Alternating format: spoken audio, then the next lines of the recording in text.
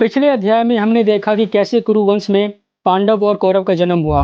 हस्तिनापुर के राजमहल में खुशी और उत्सव का माहौल था, लेकिन इस खुशी के पीछे छुपी हुई कश्मकश भी थी। आज हम उन्हीं बच्चों के बचपन, उनकी शिक्षा, उनके बीच की प्रतिस्पर्धा, कर्ण अर्जुन का पहला मिलाप की कहानी को देखेंगे।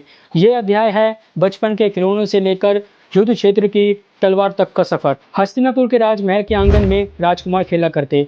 युधिष्ठिर, जो पांडवों में सबसे बड़े, शांत और विवेकी थे, बचपन से ही धर्म और सत्य के पक्ष में रहते। भीम अपने बल और भोजन प्रिय होने के लिए मशहूर थे। बच्चों के खेल में अगर कभी कुश्ती होती तो भीम हमेशा जीत जाते।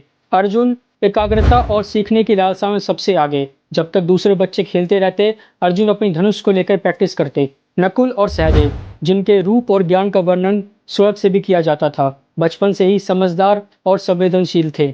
दूसरी तरफ थे कौरव, जिनमें दुर्योधन सबसे बड़े थे, जिनमें अहंकार और राज्य की ललक बचपन से ही थी। उनके साथ थे उनके भाई दुशासन और बाकी बचे 98 कौरव। जब भी खेल होता, कौरव और पांडव अलग अलग पक्ष बनाकर मुकाबला करते। इन्हीं छोटी छोटी लड़ाइयों में भविष्य के महायुद्ध के बीच छुपे हुए थे। समय के साथ भीष्म पितामह ने सोचा कि इन राजकुमारों को एक ऐसे गुरु की आवश्यकता है जो इन्हें धर्म, शास्त्र और युद्ध का ज्ञान दे सके। तब हस्तिनापुर आए गुरु द्रोणाचार्य, एक ऐसे आचार्य जो धनुर्विद्या में एक महान गुरु माने जाते थे। गुरु द्रोणाचार्य ने सभी राजकुमारों को अपना शिष्य बनाया। उन्होंने शिक्षा का नियम बनाया: सुबह जल्दी उठना, शास्त्र का अभ्यास करना और गुरु के आदेशों का पालन करना। सभी राजकुमार गुरु द्रोणाचार्य से शिक्षा लेने लगे, लेकिन यहीं से शुरू हुई वो प्रतिस्पर्धा जो आगे चलकर उनकी किस्मत बदल देने वाली थी। गुरु द्रोणा ने एक दिन अपने सभी शिष्यों को वृक्ष पर बैठा एक पक्षी दिखाया। उन्होंने कहा, सभी शिष्य अपने तीर से उस पक्षी की आंख में निशाना लगाएंगे। सबसे पहले युधिष्ठिर आए। गुरु द्रोणा ने उनसे पूछा कि तुम्हें क्या दिख रहा है? युधिष्ठिर बोले, मुझे पेड़, पक्षी, तिनके, पत्ते सब चीज दिखाई दे रहे हैं। गुरु ने उनको निशाना लगाने से मना कर दिया। फिर भीम आए। गुरु ने उनसे पूछा कि तुम्हें क्या दिखाई दे रहा है? भीम बोले, मुझे पक्षी दिखाई दे रहा है। गुरु ने उनको भी निशाना लगाने से मना कर दिया। अंत में अर्जुन आए। गुरु ने उनसे पूछा कि तुम्हें क्या दिख रहा है?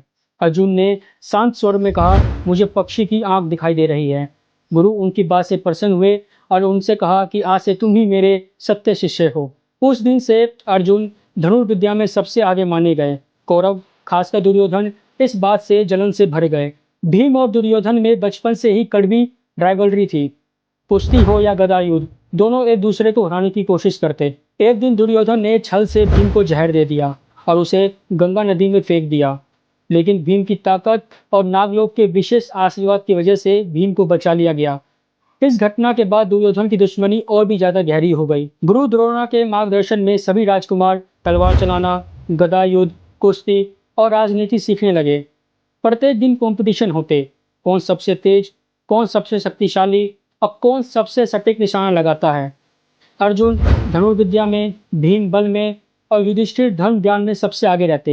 ये सब देखकर कौरव, खासकर दुर्योधन, और भी ज्यादा असंतुष्ट होते गए। एक दिन हस्तिनापुर में बड़े प्रदर्शन का आयोजन हुआ, जहां सभी राजकुमार अपनी कला को दिखाने वाले थे। राजमहल के सबसे बड़े आंगन को सजाया गया। हस्तिनापुर के प्रजा, ऋषि मुनि और राज परिवार उपस्थित थे। भीम ने अपनी ताकत दिखाई। उन्होंने एक बड़े पत्थर को तोड़ दिया। युधिष्ठिर ने धर्म और ज्ञान पर पूछे गए प्रश्नों के सही उत्तर दिए। अर्जुन ने अपनी धनुर्विद्या से सबको मोहित कर दिया। एक ही सांस में तीर पर तीर चलाए और सभी लक्ष्य पर लगते गए। जब सभी लोग अर्जुन की प्रशंसा कर रहे थे, तभी सबके सामने एक व्यक्ति प्रकट हुआ, जिनका नाम था कर्ण। कर्ण ने सबके सामने अर्जुन को चुनौती दी कि मैं भी वही सब कर सकता हूँ जो अर्जुन ने किया, शायद उससे भी बेहतर। सब लोग आश्चर्य में थे कि यह है कौन जो राजकुमारों को चुनौती दे रहा है। कर्ण ने अपना तीर उठाया और अर्जुन के प्रदर्शन को दोहरा दिया। सभी निशाने एकदम सटीक लगे और सभी लोग आश्चर्य में आ गए। कर्ण और अर्जुन आमने सामने आ गए। अर्जुन बोले, तुम कौन हो जो मुझे चुनौती दे रहे हो? कर्ण ने गर्व से कहा, मैं कर्ण हूँ।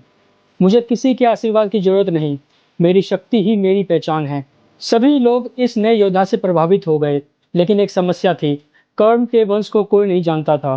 तभी दुर्योधन सबके सामने आगे आए और कर्ण का हाथ पकड़कर उसे अंग देश का राजा बना दिया और उनसे कहा कि तुम आज से मेरे मित्र हो और तुम आज से मेरे पक्ष में ही रहोगे। यहीं से कर्ण और अर्जुन के जिंदगी भर की राइवलरी और दुर्योधन कर्ण की दोस्ती शुरू हुई। कौरव और पांडव का बचपन खेल, शिक्षा और राइवलरी से भरा हुआ था, परंतु उनके बचपन की छोटी-छोटी लड़ाइयों में एक बड़े युद्ध के बीज को बो दिए गए थे।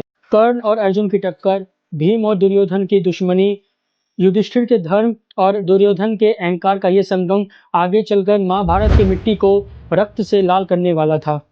यह था महाभारत का तीसरा अध्याय, कौरव और पांडव का बचपन, उनकी शिक्षा, उनकी प्रतिस्पर्धा और कर्ण अर्जुन का पहला मिलाप। अगर आपको आज की वीडियो पसंद आई हो तो वीडियो को लाइक कमेंट जरूर करें और महाभारत से रिलेटेड वीडियो देखने के लिए हमारे चैनल को सब्सक्राइब करें। मैं मिलता हूं आपसे अगले अध्याय में, तब तक के लिए जय श्री राम, जय श्री राधे कृष्ण।